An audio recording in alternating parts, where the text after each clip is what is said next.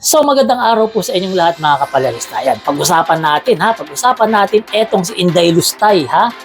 Etong si Inday Lustay pati yung mga minions niya ng mga DDS na mga patay gutom. Ang sinasabi nila, si Pangulong Bongbong Marcos daw, puro lang daw ayuda yung ginagawa. Si Speaker Martin Romualdez daw, puro lang daw ikot-ikot sa buong Pilipinas at pamimigay ng ayuda. Yan lang daw ang kaya nilang gawin. At sabi pa ng ilang mga minions na DDS na mga patay gutom, kaya raw sila nagbibigay ng ayuda dahil malaki daw ang kupit dyan. Malaki daw ang kinikita kapag nagbigay ng ayuda. Ngayon ang tanong, kaya ba si dating Pangulong Duterte kumita ng malaki sa mga ayuda sa COVID? Ganun ba yun? Kasi kaya na sinasabi nila, malaki daw ang kita sa ayuda. Si dating Pangulong Duterte na siguro pinakamalaking kinita pagdating sa ayuda. Ngayon, ang nakakatawa rito sa mga to, talagang yung mga sinasabi nila, bumabalik sa kanila. Yung mga binabanat nila kay President Bongbong Marcos, kinakain nila ng buong buo. Sa madaling salita, para mga aso na kumakain ng mga sinusukan nila. Ganito kasi yan. Ang naratibo ng mga to, puro lang daw ayuda ang proyekto ni Pangulong Bongbong Marcos. Kasi nga raw, malaki raw ang kupit. Ngayon, malaki rin ba ang kupit nitong si BP Sara sa pamimigay niya ng ayuda sa iba't ibang panig ng bansa? Kung matatandaan natin, anibersaryo ng OVP at yan ay pinagdiriwang ng OVP. At yan ay ginagawa nila, nag-iikot-ikot sila sa buong Pilipinas para rin magbigay ng tulong sa ating mga kababayan. Which is, maganda naman talaga. Maganda yung nagbibigay tayo ng ayuda sa ating mga kababayan na kapuspalad. Napakaganda niyan. Kaso ang pangit lang dyan, etong mga DDS na to na mga patay gutom, sinasabi nila kapag nagbigay ka daw ng ayuda, kikita ka raw dyan kasi nga malaki nga raw kita dyan. At minamaliit nila si Pangulong Bongbong Marcos dahil sa pamimigay lang daw ng ayuda ang ginagawa nito. Kung minamaliit nyo si Pangulong Bongbong Marcos, ano pa kaya itong si BP Sara na magtatatlong taon na sa pwesto, may kahit isang semento, wala pang napasemento.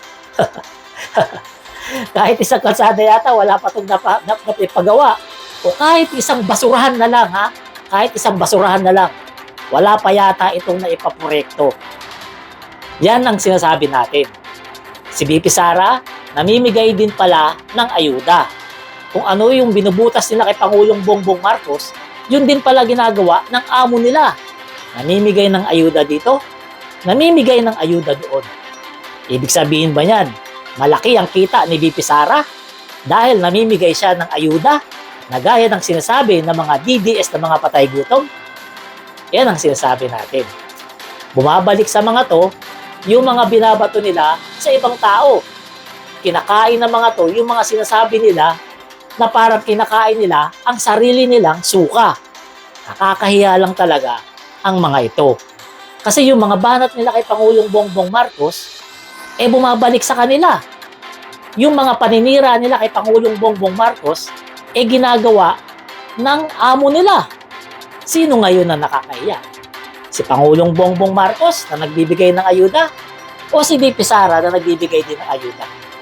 Alam nyo, walang nakakahiya dyan. Walang masama magbigay ng ayuda. Yan ay tulong nila sa ating mga kababayan. Si BP Sara, nagbibigay yan ng ayuda para matulungan yung mga kababayan natin na naghihirap. Pero ang masama dyan, ibinabalik lang natin sa mga aso nila na mga patay gutom na mga DDS, yung paninira nila kay Pangulong Bongbong Marcos. Na kapag nagbigay daw ng ayuda si PBBM, malaki yung kupit.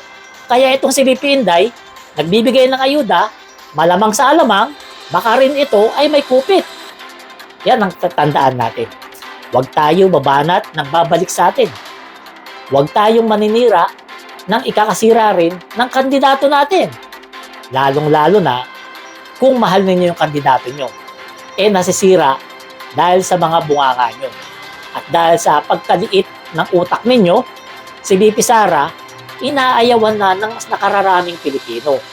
Ang patunay niyan, lugmok na ang kanyang survey. Kahit saan ka magpunta, mas marami na ang pro Marcos kesa sa pro Duterte. At yan ang tandaan ninyo. tanggapin natin yan dahil yan ang totoo. So, inuulit ko, walang masama magbigay ng ayuda. Walang masama tumulong sa tao. Pero wala ring masama kung ibabato natin sa mga DDS na patay gutom na paaso-aso na to, yung kanilang sinasabi kay Pangulong Bongbong Marcos. Masarap sa pakiramdam kung ipaparamdam natin kay VP Sara yung pambababoy nila kay Pangulong Bongbong Marcos. So yan, amanos na tayo. Si Pangulong Bongbong Marcos, malaki ang kinupit, sabi nyo, dahil sa pamimigay ng ayuda. So ganyan na rin pala si VP Sara. Malaki na rin pala kinupit niya, o malaki na rin ba kinupit niya dahil sa pagbibigay niya ng ayuda. At yan ay mismong galing sa bunganga nyo.